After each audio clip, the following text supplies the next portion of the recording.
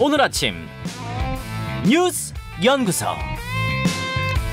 오늘 아침 뉴스의 맥을 짚어드리는 시간 뉴스 연구소. 오늘도 두 분의 연구위원 함께합니다. CBS 조태임 기자, 뉴스톱 김준일 대표, 어서 오십시오. 안녕하세요. 예, 첫 뉴스 어디로 갈까요? 과거엔 민변이 도배.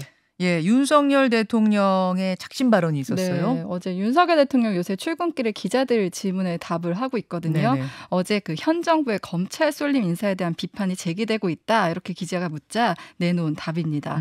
윤석열 정부 들어 한동훈 법무부 장관을 비롯해 장차관, 대통령실 요직에 검사 출신들이 포진돼 있다 비판이 계속 제기되었었는데 네. 그제 이복현 전 검사가 이제 금융감독원장에 임명되면서 검찰 중심에 대한 지적이 야당은 말할 것 없고 보수 일간지를 중심으로도 제기됐었습니다. 예.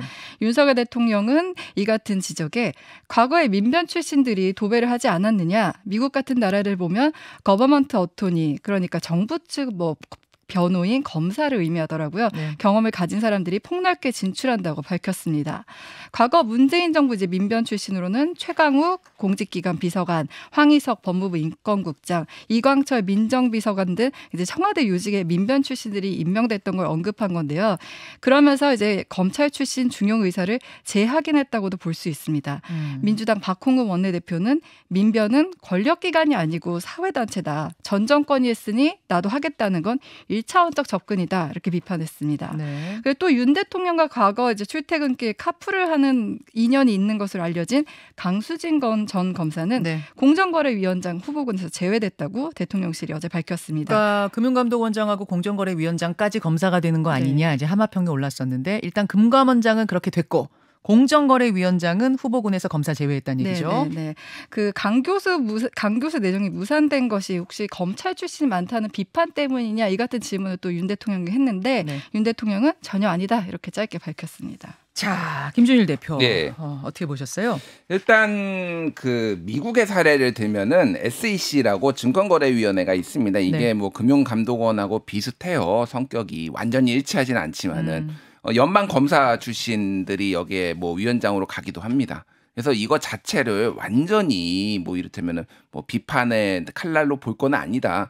그러니까 성격이 조금 물론 이제 이게 정책적인 부분도 있어요. 그러니까 그러니까 수사를 하는 게 아니라 이를테면 검사를 하는 거고 금융감독 검사를 하는 거고 규제를 또 하는 거기 때문에 성격이 좀 다르지만은 못할 인사는 아니다라고 저는 생각을 하고 그런 평도 있습니다.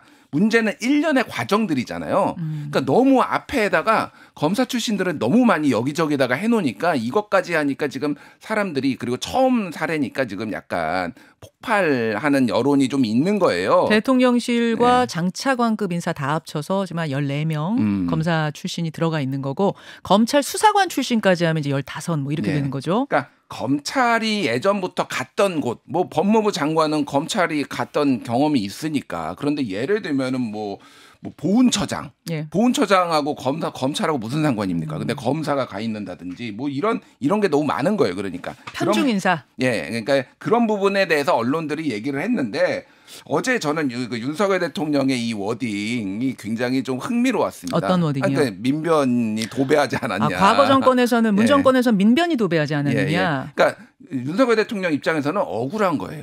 제가 보기에는. 그러니까 뭐냐면은 진짜 능력 있어가지고 쓴 건데 왜 이렇게 뭐라고 그래? 라고 이게 편중이 아니다라고 하면서 억울한 건데, 그러니까 이거 이제 비판이 나올 수밖에 없는 게 이런 거죠. 과거 정부에 민변 도배했으면은 이번 정부에는 검찰 도배하면 되는 겁니까, 그러면?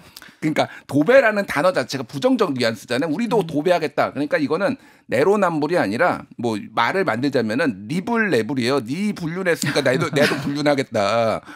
이런 마인드가 지금 보이는 거잖아요. 그 민변 도배가 잘못됐다면 이번 정부는 달라야 하지 않겠느냐, 이제 이런 지적이 보수 언론 조선일보 사설에도 오늘 실렸더군요. 예, 여기저기서 이게 한 이틀 전부터 이제 보수 언론에도 굉장히 많이 나왔어요. 예. 이거를 좀 문제가 있다, 좀 생각해 봐야 된다, 집단 사고의 틀에 박힐 수 있다. 이게 조중동 소위 말하는 사설에도 다 나왔거든요. 그러니까 좀 윤석열 대통령이 많이 불편한 심기가 저런 단어로 좀 튀어나온 게 아닌가, 그렇게 보여집니다. 예. 그래요. 두 번째 뉴스로 넘어가죠. 네, MB 사면 임박했나. 사면 얘기가 이제 다시 나오고 있는 시작은 뭡니까? 네, 그 안양교도소에 수감 중인 이명박 전 대통령이 지난 3일에 형 집행정지를 신청한 것으로 이제 확인됐습니다. 네. 건강상의 이유를 댔는데요. 절차는 안양지청이 이제 수원지검에 보고하면 수원지검은 형 집행정지 심의위원회를 거쳐 수용 여부를 결정하게 됩니다. 네. 근데 이 전 대통령이 앞서 2020년 12월에도 그 동부구치소에서 코로나19 집단 감염이 발생하자 감염 우려를 이유로 형 집행정지를 신청했었는데 그때 당시는 불어댔었습니다. 그렇죠. 근데 이런 가운데 이제 여건을 중심으로 사면론이 제기되고 있어요. 네.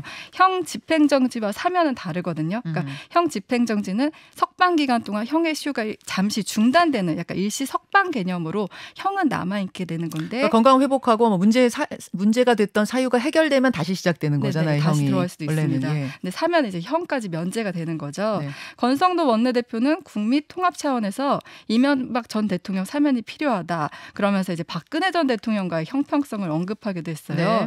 근데 이래도 이제 곧 광복절이 다가오잖아요. 광복절 특사를 앞두고 여당 지도부가 이제 여론을 형성하는 거 아니냐 이런 해석도 나옵니다. 근데 윤 대통령이 어제 또 그 출근길 기자들의 질문에 그 이명박 전 대통령 사면에 대한 질문에 지금 언급할 문제는 아니다라고 좀 다소 유보적인 태도를 보였어요. 아직은 좀 시기적으로 이르다는 판단을 한 것으로 보이는데 사실 윤 대통령은 그 대선 기간 동안에는 이제 사면을 주장하기도 했었잖아요. 네, 그래서 조금 태도가 바뀐 거 아니냐 이런 얘기도 나오고 있습니다. 출근을 조금 더 빨리 하시면은 우리가 연구소에서 그날 발언들을 더 분석해 볼 수 있을 텐데라는 생각이 들 정도로 네. 지금 출근길의 발언들, 도어 스태핑이라고 그러죠. 문에서 하는 도어 스태핑 발언들이 매일매일 뉴스가 되고 있어요. 김준일 기자. 예. 일단 지금 언급할 문제는 아니다. 조만간 언급하겠다. 뭐 이렇게 해석을 할 수밖에 없는 거죠. 그러니까 이거는 아직 2달이나 남았으니까 지금 뭐 사면 문제 가지고 이렇게 전국이만큼 뭐 이렇게 뉴스 쏟아지는 게 지금 필요하지 않다. 좀 선긋기를 한 거예요. 선긋기를 일단은 한 건데 안 하겠다는 의미는 아니에요. 안 하겠다는 의미는 아니죠. 예, 왜냐하면은 그동안 대통령 후보 시절에 여러 차례 지금 사면에 대해서 필요하다 언급을 했어요. 그래서 뭐 안 하지는 않을 텐데 이제 두 가지 얘기가 나올 겁니다. 하나는 이제 소위 말해서 국민 통합에 정말로 도움이 되는 것이냐라는 얘기들이 이제 그때도 상당히 반대가 과반 이상이었거든요. 전에 여러 여론조사를 보면은 네. 상대적으로 그러니까 이제 그 부분이 이제 또 국민 통합에 정말 도움이 되는 것이니까 하나가 나왔고 두 번째는 다른 사람들을 어떻게 할 것이냐. 예를 들면은 뭐 이재용 삼성전자 부회장 지금 뭐 재계에서는 계속 얘기를 하고 있잖아요. 그러니까 이제 사면 복권을 얘기하는 거죠. 그리고 김경수 전 경남지사 네. 그러면 이제 민주당에서는 또 뭐 이런 요청들이 나올 텐데 어디까지 할 것이냐 자, 이런 문제가 이제 불거지겠죠. 그 지점에서 어제 민주당 박홍근 원내대표는 여기에 대해서 뭐라고 말을 했는가 제가 봤더니 여론을 면밀히 보고 판단해야 한다. 이렇게 답했어요. 이거 이제 뭐 원론적인 답변이긴 한데 반대한다는 아니었어요. 예. 그래서 언제 어떤 얘기가 나오냐면 8.15 특사에 국민 대통합 이런 명분으로 여측 인사, 야측 인사, 대표적인 인사들이 같이 특사되는 건 아니냐. 이런 관측들도 같이 나오더라고요. 그런데 이게 조금 복잡한 문제가 있는 게 예를 들면 김경수 지사 같은 경우에는 이제 내년 5월 4일에 출소거든요. 징역 2년형을 받아가지고. 예. 근데 이게 문재인 정부의 드루킹 사건이잖아요. 문재인 정부의 어떤 정통성을 흔드는 거예요. 사실 이 사건 자체가 도덕성에 타격을 입었잖아요. 문재인 정부가. 근데 이거를 지금 사면을 한다라고 했을 때 보수층의 강한 반발들이 있는 거고 소위 말하는 법치주의를 계속 얘기를 하고 있는데 이게 정말 대상이 되는 것이냐. 뭐 이거 정무적인 판단이죠. 어차피 사면이라는 건데 이런 비판과 여론에 또 보수층에서도 강하게 나올 거예요. 그래서 이게 정말로 될 것이냐. 그게 그러니까 복잡한 방정식이 될 가능성이 높다 이렇게 보여집니다. 알겠습니다. 마지막으로 가죠. 조태임 기자. 천국 노래자랑. 송혜 씨 별세 소식이죠. 네, 한국 방송 역사의 산 증인 국민 MC 일요일의 남자 수많은 수식어가 있는데 우리 곁에 오랫동안 함께했던 송혜 씨가 향년 95세로 어제 별세했습니다. 네. 고인은 최근 들어 이제 고령으로 인한 건강 이상으로 병원에 입원했고 또 지난 3월에는 코로나19에 확진됐다가 회복하기도 했습니다. 네. 죽어도 무대에서 죽겠다 이렇게 말했었는데요. 고인은 건강상의 이유로 이제 프로그램 하차를 고심하면서도 그 스튜디오 녹화로 방송에 일부 참여하는 방안들을 최근까지 제작진과 논의해 왔었다고 합니다. 예, 고인은 고인은 1927년생 황해도 재령군 출신으로 본명은 송복희입니다. 그 한국전쟁 당시 홀로 피난한 것으로 알려졌는데요. 네. 그 해주예술전문학교에서 성악을 전공한 경험을 바탕으로 이제 창공 악극단을 통해 데뷔를 하게 되고요. 저 고인은 이제 전국 노래자랑을 1988년부터 34년 동안 MC를 맡았습니다. 앞서 그 오프닝에서 얘기했듯이 지난 4월에는 최고령 TV 음악 경연 프로그램 진행자로 기네스 세계 기록에 등재되기도 했습니다. 네. 그 윤석열 대통령은 고인에게 한국 대중문화 예술 발전에 기여한 공적을 기려 금관문화 훈장을 추서했습니다. 발의는 내일 새벽 5시에 이뤄지고요. 그 부부가 함께 묻히고 싶다는 고인의 유지에 따라 대구 달성군의 송해공원에 4년 전 먼저 떠난 부인 곁에 영면할 예정입니다. 그 34년간 진행을 하셨다고 그랬죠. 제가 지금 14년 하고 있는데 제가 시사 프로그램 최장수입니다.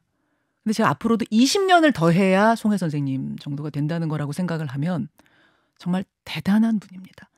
정말 성실한 분이고 이거는 사명감이 없으면 이렇게 할 수가 없습니다. 더 놀라운 거는 61세부터 시작을 했거든요. 전국 노래자랑을. 그러니까 인생은 환갑부터라는 말을 진짜 몸으로 실천하신 분이에요. 그러네요. 그러네요. 원조 국민 MC, 영원한 현역, 만인의 오빠, 일요일의 남자 참 별명도 많았던 송혜 씨. 깊은 애도를 표하면서 두 분과 인사 나누겠습니다. 수고하셨습니다. 감사합니다. 김현정의 뉴스쇼는 시청자 여러분의 참여를 기다립니다. 구독과 좋아요, 댓글 잊지 않으셨죠? 알림 설정을 해두시면 평일 아침 7시 20분 실시간 라이브도 참여하실 수 있습니다.